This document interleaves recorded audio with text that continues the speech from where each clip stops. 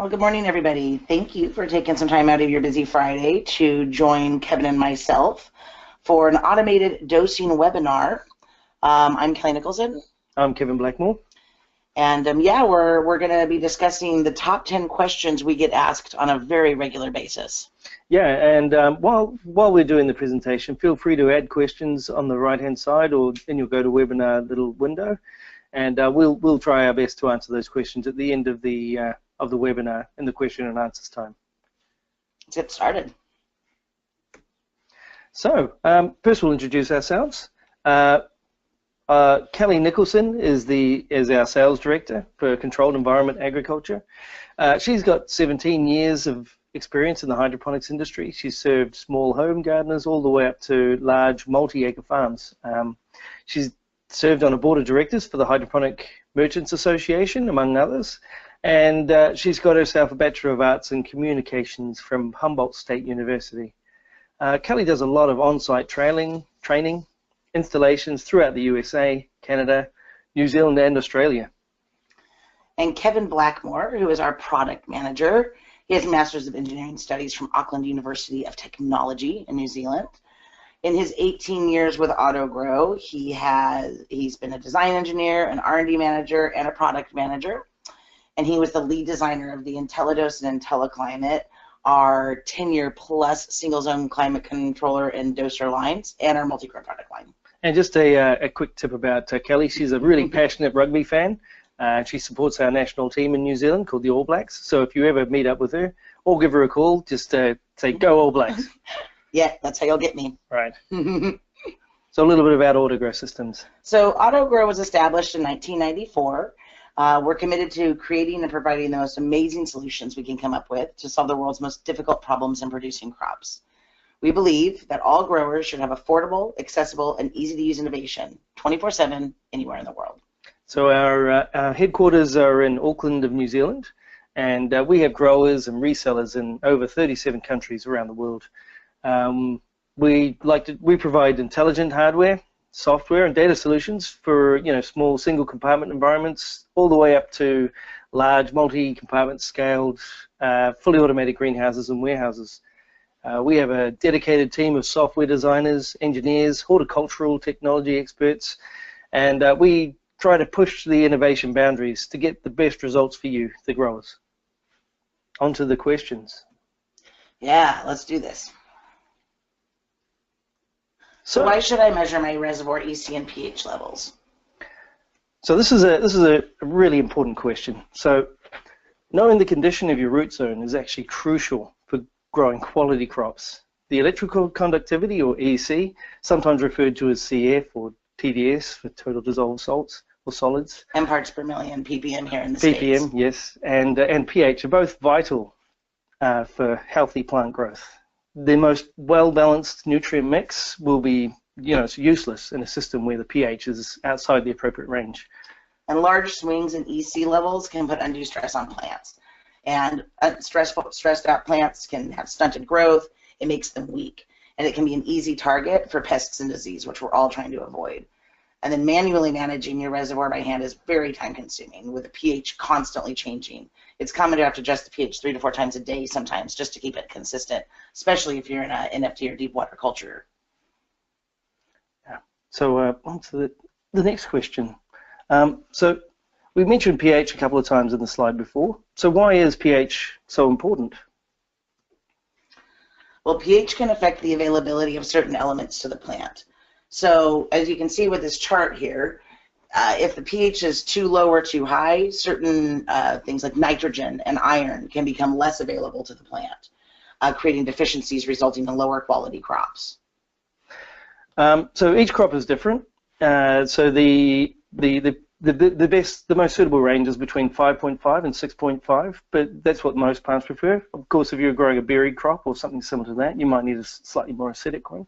And the way that we control the pH levels in the system is by adding a diluted acid. Say phosphoric acid is the safest, and adding that to your reservoir or solution will lower your pH. And adding a base solution, say potassium hydroxide, that will raise the pH. So on to the next question. So what are the drawbacks of dosing a reservoir by hand? I think anybody who's actually hand dosed a reservoir can probably answer those, but let's go through them. The biggest one is that manually checking your EC and your pH of your reservoir every time, multiple times a day. It just takes a really long time. Like I said, growers can report 2 to 4 hours a week spent just checking their EC. It takes a long time.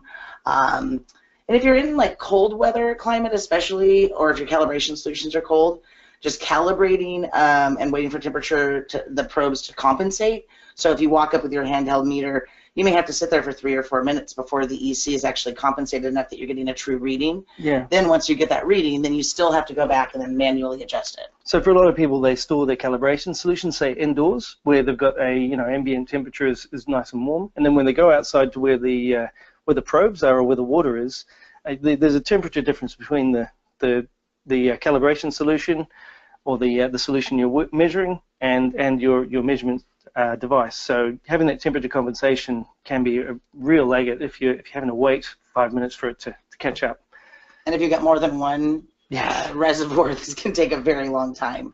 And manually adjusting nutrient and pH levels is time consuming, and human error can occur. And we know that if it can occur, it will occur. And if you've ever overdosed, pH down is a really good example of what a lot of growers will do. See, we're always very busy. Growers are very, very busy. And when you notice that your pH is a bit too high, let's say your pH is at 6.5 and you want to be at 6.2, and you add a little bit of pH down, and you've added a bit too much, and now you're at 5.5. So then you have to add some pH up to try and bring your pH back up, and you may overshoot it. This is a very common occurrence in hand dosing. So if that human error can become very time-consuming and costly. And then if you accidentally add too much nutrient, you've got to dump the tank or add water or something like that. And also, depending on where your reservoir is, getting access to the water or adding the solutions can be quite problematic. So in a lot of these commercial setups, they actually bury the tanks underground to keep a nice stable temperature profile for the water in the reservoir. And quite often they'll actually put the crop right across the top of it because you want to maximize the land area you're using to grow. So getting access to that water to do hand dosing would be incredibly difficult, and a lot of people don't go down there until between crop rotations. Yeah, and like to say a little bit more about what we were just talking about, when you're manually dosing, most people will put a lot in at one time of any type of solution just because they want to make sure that they're not spending too much time at the reservoir, but really you should be using tiny little amounts so that you never overshoot, and that can be very time consuming. So moving on to the next question, what will happen if I do overfeed or underfeed my crops?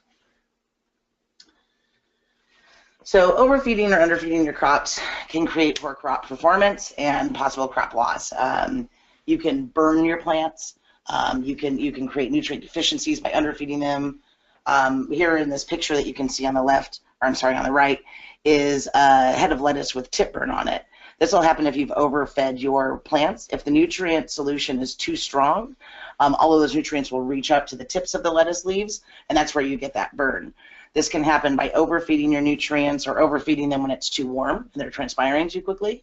There's a bunch of different reasons that this can happen, but overfeeding is the number one. So I mean, the lettuce on the right may not look too bad, and in fact it does look like a nice lettuce, but what we've effectively done by overfeeding the crop and creating that tip burn or leaf curling is we've actually lowered the grade of the produce. So you're not going to be able to ask the top dollar for this particular crop because of that very tiny little defect on the leaf.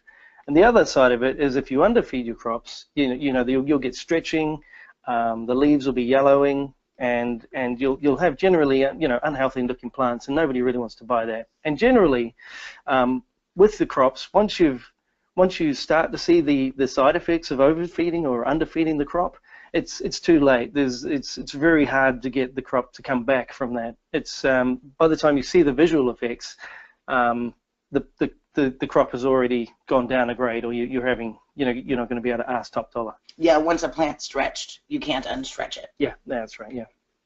So next question. So what going on the flip side of that, what are the benefits of automated dosing? So the benefits of automated dosing, the major one is decreased labor costs, because you no longer have to manage a reservoir on a daily basis, or sometimes multiple times a day. You don't need to. You'll save a lot of time, and you'll be able to focus more on the plants rather than the solution that's being fed to them. One thing that happens a lot with dosers is that we immediately think, oh man, this is going to save me so much labor and so much time. But what I think growers are amazed by is that within a few weeks of using an automated doser, the quality of their crop. So when a plant is fed a perfect balance of EC and pH and any of their additives and any recipes that they're using on a consistent level, that plant will be healthy, it'll be strong. You'll see an immediate difference that the leaves will be greener, the fruits will be brighter, everything about the plant will just be a healthier crop. And so that is an added benefit of automated dosing that a lot of people don't immediately think of. Yeah, and then the last thing is with automated dosing, and especially if you get a one of the systems that can do data logging or provides remote access, is you'll know immediately when something goes wrong. So with a lot of, when you're hand dosing a crop or you're not monitoring the EC and pH levels of the reservoir, you don't know what's happening overnight, and you don't know what's happening the times that you're not measuring it. And so with a system where you've got that immediate access to the readings, and you can get a text alert as soon as something goes wrong, you can get out there and get the problem resolved before anything untoward happens to your crop. And with the data logging, you've got a traceability throughout the full life cycle of the plants. So what exactly is automated dosing? It's a concept, but a lot of people have a hard time visualizing it, so we'll try and answer that right now. So automation dosing is a lot simpler than people think. So to put it simply, you've got an EC and a pH electrode, and those things are constantly measuring and monitoring the water in your reservoir to tell you what the salt level is, what the pH level is. And the system will automatically add nutrients or additives, pH adjuster, as you need, just to maintain your set points. So if you're looking at the picture on your right, we've got a reservoir with a submersible pump that's feeding what we've called the sample pot. In the sample pot, we've got our EC and pH electrodes, which are constantly monitoring. This is going 24/7, and just giving you constant readings of what your salt levels are within the reservoir system. Next to the tank, we have our stock tanks, which are full of different nutrient parts. We've got currently A and B, but you can add more additives as and where needed, as well as a pH adjuster. And in this case, it's an acid, so we're doing a pH lower. Yeah, and well, a really important part about automated dosing is that you need to have a float valve on the reservoir, because we're trying to maintain a constant water level. We don't want the water level to decrease, throughout the week, where we start at 100 gallons and we end at 30 gallons, because the concentration of your EC will go through the roof, your pH will be unbalanced, and your nutrient mix won't be correct. So if you see that little yellow ball on the right-hand side of the drawing, that's a float valve. And as we experience evaporation, that happens in all growing areas, and transpiration for the plants, we're going to be topping off with fresh water. Anytime that we add fresh water to a reservoir, you're going to see a lower EC and a higher pH. So as that float valve is adding bits of plain water or fresh water into the reservoir, we're going to be balancing out so that the next time that those plants feed, it's the perfect recipe, and we don't have any type of shock for the plants. Yeah, so what will happen is when the water level goes down, your EC will drop, and the system, because it's monitoring 24/7, it'll detect that the level has gone down, and it'll fire up the peristaltic pumps, suck some of that nutrient out of A and B and dump it into the tank. The pump will also do some stirring, so it'll be beautiful, nice, really well mixed, because it's being mixed all the time, and that'll get fed out to your plants. So there's essentially, it'll be a perfect feed for your plants 24/7. And one of the things that's so great is that in automated dosing, the doser doesn't really care how much water it's dosing, whether it's dosing 5 or 10 gallons or 5,000 or 10,000 gallons. There's settings for dose intervals and dose times, so growers of all sizes can benefit from a doser. Yes, definitely. So, next question. Is it expensive? What is the return on investment? This is a question that comes up all the time, because most growers are looking for the best value for money they can. Yeah, I get this question all day long. Actually, everybody wants to know, how expensive is it, and is it worth it, basically. So, I've talked to growers over the years, and I mean, even with just a simple one reservoir system or two reservoir system, you can spend 2 to 4 hours a week managing your reservoir. Going in with a handheld meter, measuring out, adding your EC, adding your additives, adding your pH, and then, excuse me, adjusting it, and then testing it again. And so 2 to 4 or more hours a week can be spent doing this, depending on how many reservoirs you have on your farm. And then, as we said before, having a bit of peace of mind it's invaluable. Having a remote access, being able to get an email alert if something's going wrong, and in a lot of cases, being able to adjust things remotely is invaluable as well, because that means you may not need to go back to site in order to adjust something. And another aspect is if you get a full-featured dosing system that can handle multi-zone irrigation, you can save even more time and energy than just by getting a doser alone. And this is, for me, and I think for everybody, expense is relative. How much is your crop worth? If you looked out right now and you looked at your crop and you determined what that value would be, is it worth more than $2,000? If you lost that crop, what relationships would be damaged? Do you have purchasers at grocery stores and restaurants that are counting on your crop? If you do, how long would it take you to recoup? How long would it take you to recover if you lost everything that you had growing right now? So the return on investment could be as simple as a text alert coming to you to tell you that your pH dumped and that you could run over there and save your crop before you lost the entire thing. And if that would save you more than $2,000, then the return on investment is quick. And then, return on investment doesn't have to be monetary either. That loss of face at having to lose a crop and having to apologize and have them go to a competitor to fulfill their orders, that can be incredibly damaging as well. And you just can't apply a monetary value to that sort of to that return. Yep. So question number 8: can I use an automated doser if I grow in soil or soilless media? And this one comes up reasonably often because if you're not growing a leafy green, then you occasionally you might think you don't need an automated doser because you're watering into a media. Yeah, and I get this question a lot. I deal with a lot of growers and all different types of setups. Greenhouses, indoors, large, small, soil, hydro mixes, and there's a misconception that an automated doser is just for a continuous dose hydroponic system. But soil growers definitely can benefit. So in a soil or soilless media, the growers, you'll spend many hours a week pre-mixing the solution, hand watering to the plants, and you can save all of that time by investing in getting a reservoir where this dose can maintain it 24/7 and monitor it for you. And for most growers, they already have everything. The only thing that they don't have is the float valve and the doser. So they basically have a large, let's say 250-gallon tote. They fill it up with a hose every morning. Then they measure out their nutrients. They measure out their additives. They measure out their pH. Then they are constantly monitoring it with a handheld meter. Once that's fully mixed, then they go around and they hand water all of their plants. Depending on how many plants you have, this could literally be a full-time job. You could have an employee who does this all day long. With an automated doser, you just simply add a float valve to that reservoir.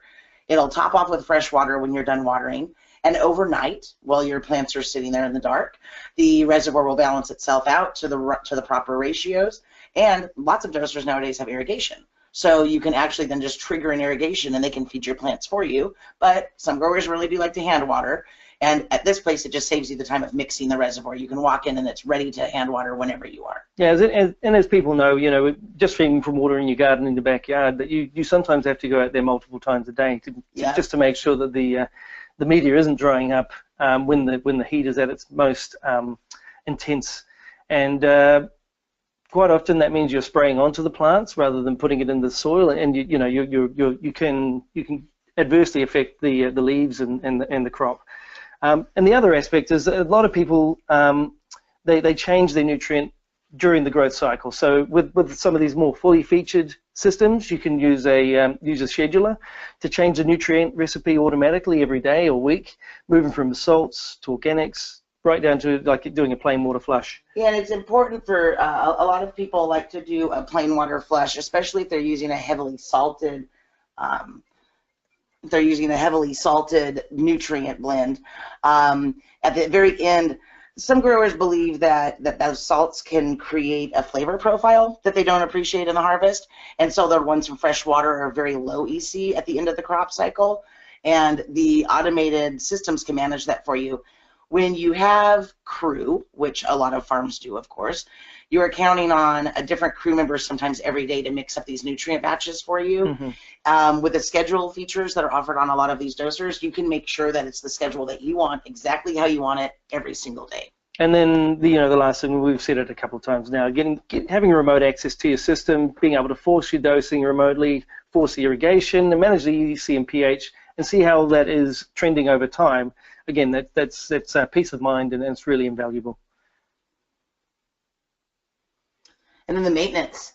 So everybody always wants to know, how hard is this thing to use on a daily basis? What do I have to do? What kind of more work am I getting myself into? Yeah, and I think it's a little slight misconception, because they think it might be a lot of work because adding automation does seem difficult, but as we've shown, it's a little bit more simple than it may originally seem. But there is a certain amount of dose maintenance you have to do on an automated doser, because you're relying on your pH electrode, your EC probes, and what have you to give you accurate readings. And so this is the sort of maintenance that we recommend for our doses and things. So firstly is your pH probe.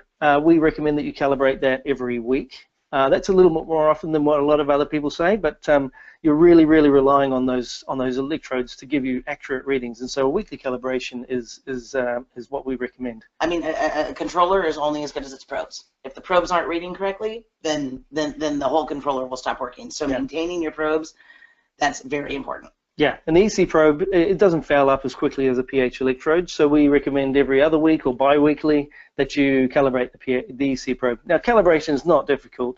You buy the appropriate calibration solutions for pH. You get 2 parts, where you get a pH 7 and a pH 4, and it's a 2-step process, but it'll only take, at the most, maybe 5 minutes.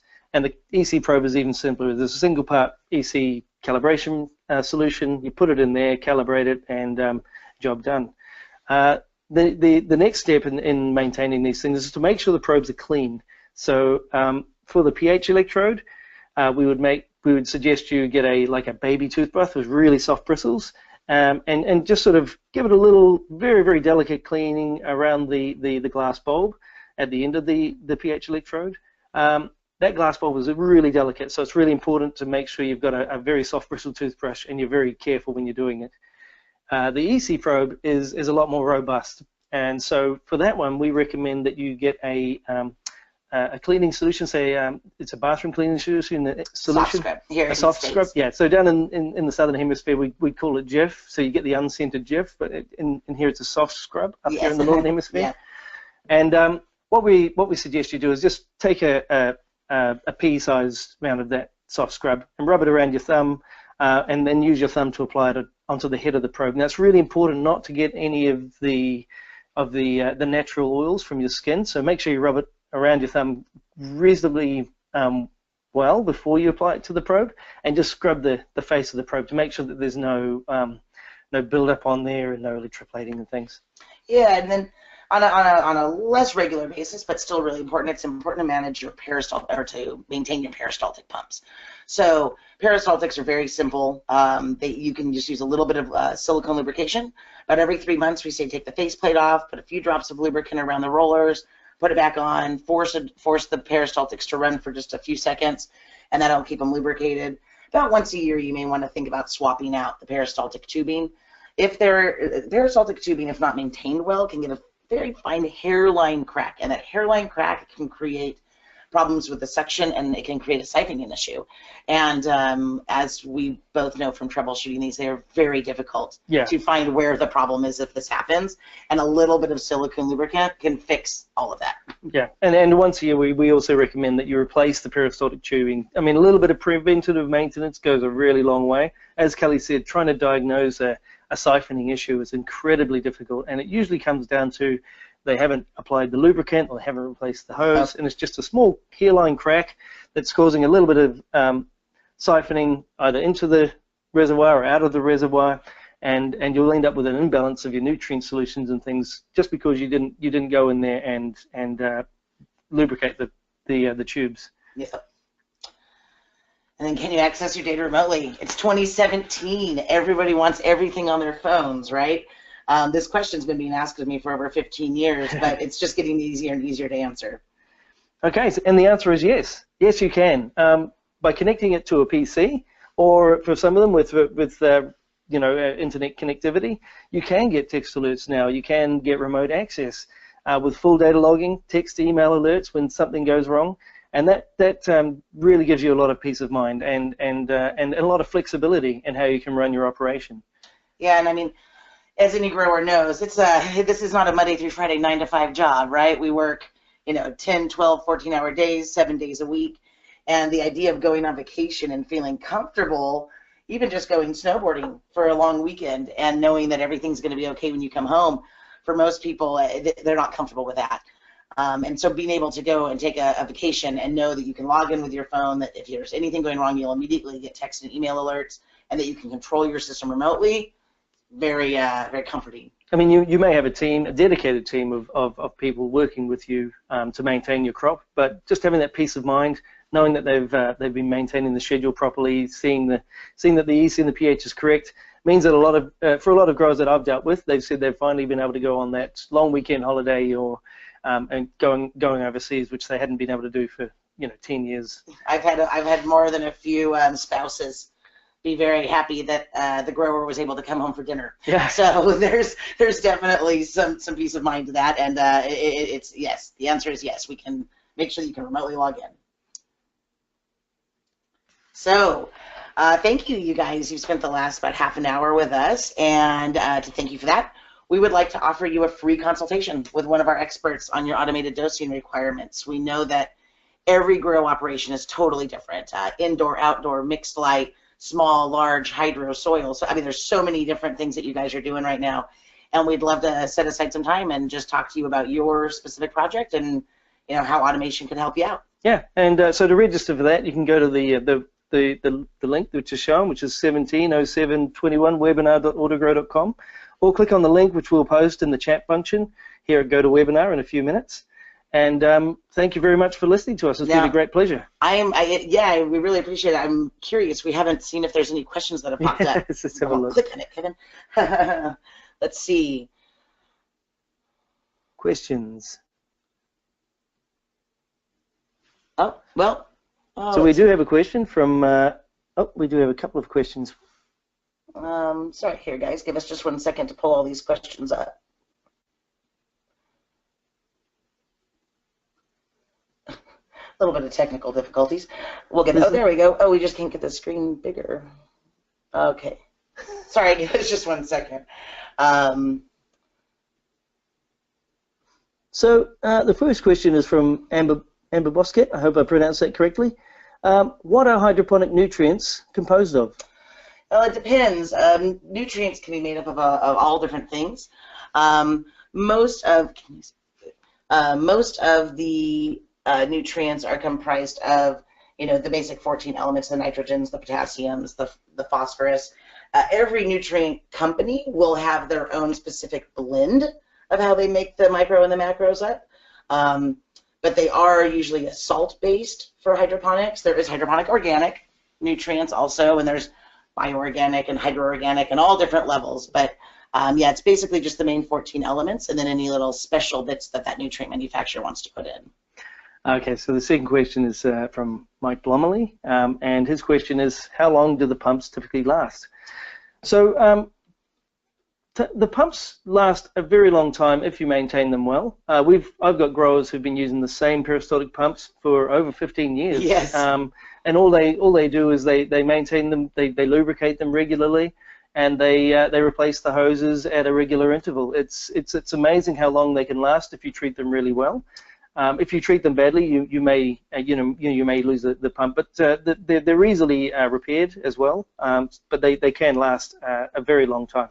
And there's different levels of pumps, quality and price point. And so we try and find a really quality pump that we know is going to last you, a good 3 to 5 years at a reasonable price point.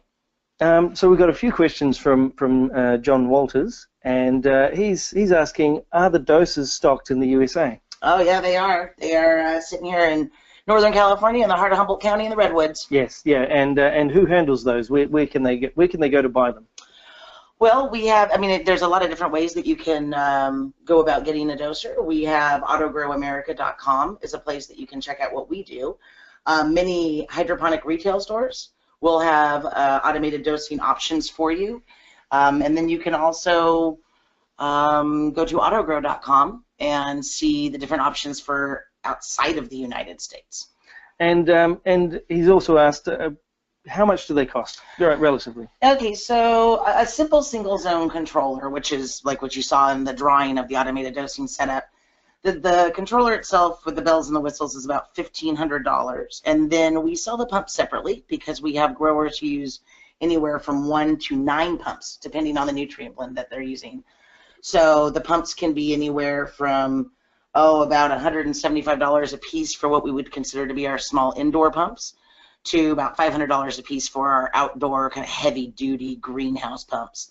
And yes, you can go anywhere from 1 to 9 pumps on a system. And so we have a question from Gabe Benton. He's asking, for smaller systems, do you recommend growers dose daily, bi-weekly, or weekly? I mean, no matter the size of the system, I think that you should be monitoring it 24/7. That's what I recommend. Yeah. And then with an automated doser, basically it'll only dose when necessary. So in the smaller system where maybe you're not going through the water as quickly and the nutrients aren't being adjusted, you may find that it may not dose every single day. It'll only dose when needed. So there's a common misconception that when you blend your nutrients by hand, you usually take, say, a certain volume of water and you add a certain volume of the nutrients. And the misconception is that you need to add exactly that volume of nutrients to that volume of water. But the reality is that it's all about ratios. Yeah. It's about the ratio of the different parts going into the system. With an automated doser, because it's measuring the salt level and the pH level constantly, as long as you can get those nutrients into the solution at the specified ratio, you're able to dose as often as you need to in order to maintain that perfect EC and pH balance. And then Amber was asking, what is an appropriate EC range? That's really crop specific. Very, yeah. Yeah, I mean, leafy greens, for example, lettuces and basils and whatnot are probably, like the 1.0 to 1.6 range. Yep. You don't want to push it too hard. Now, larger, like fruiting plants, like tomatoes and peppers and things, you can go into the 3.0 range. Yep. We actually grew strawberries one time at 5.6. And everybody thought that they would fry, but they actually turned out to be super sweet. The sugar count was just, the Brix count was amazing. So it's really crop specific. Okay, and so Bill Stroud has asked a question. How many different nutrients and supplements can be dosed by the IntelliDose system at the same time? So we can dose with the IntelliDose up to a 9-part blend. So usually for most growers, that's an A and a B, and then a pH down, and then 6 different additives. And so you can do any variation of that, and we have a scheduling feature so that we make sure that we keep the proper ratios of all of those parts every single time that it doses.